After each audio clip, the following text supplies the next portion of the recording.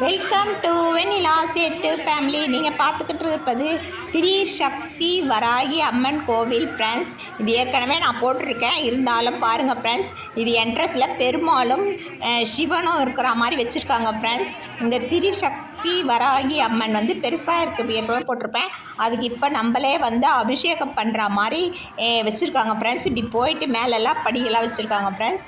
அது படி மேலே ஏறி போயிட்டு அந்த சக்தி அம்மனுக்கு அபிஷேகம் பண்ணுற மாதிரி வச்சுருக்காங்க. அந்த வராகி சக்தியோட சக்தி இது எந்திரம் தான் ஃப்ரெண்ட்ஸ். இது எந்திரம் வெளியே வச்சுருக்காங்க.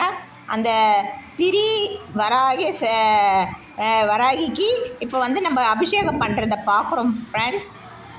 அந்த அபிஷேகம் பண்ணுறத பார்க்குறோம். பாருங்கள், நம்மளே நம்ம கையினால் அபிஷேகம் பண்ணலாம் ஃப்ரெண்ட்ஸ்.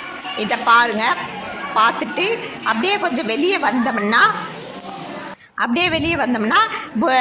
பூஜைக்காக இப்போ வராகி வச்சுருக்காங்க ஃப்ரெண்ட்ஸ். நம்ம பூஜை பண்ணுறதுக்காக, விளக்கேற்றுறதுக்காக. இது வந்து ஜலவராகி ஃப்ரெண்ட்ஸ். ஏற்கனவே வச்சுருக்கோம். மஞ்சள்லாம் பூசினா நல்லது நடக்கும். ஜலவராகி ஃப்ரெண்ட்ஸ் ஏற்கனவே வச்சுருக்குறோம், பாருங்கள்.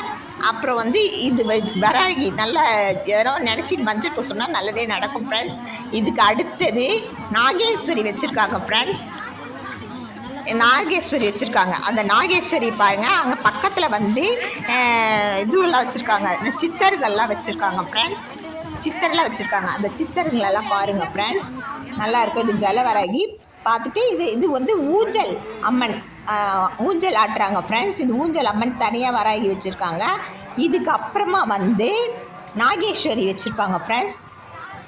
நாகேஸ்வரி வச்சுருக்காங்க. அந்த நாகேஸ்வரி ஆண்டையே வந்து இது சித்தருங்களையே வச்சுருக்காங்க ஃப்ரெண்ட். இது வந்து எங்கே இருக்குன்னா பள்ளிகொண்டா டோல்கேட்டில் திரிசக்தி வராகி அம்மன் கோவில் ஃப்ரெண்ட்ஸ். இதை பாருங்கள். பிடிச்சா லைக் பண்ணுங்கள், ஷேர் பண்ணுங்கள், கமெண்ட் பண்ணுங்கள், சப்ஸ்கிரைப் பண்ணுங்கள்.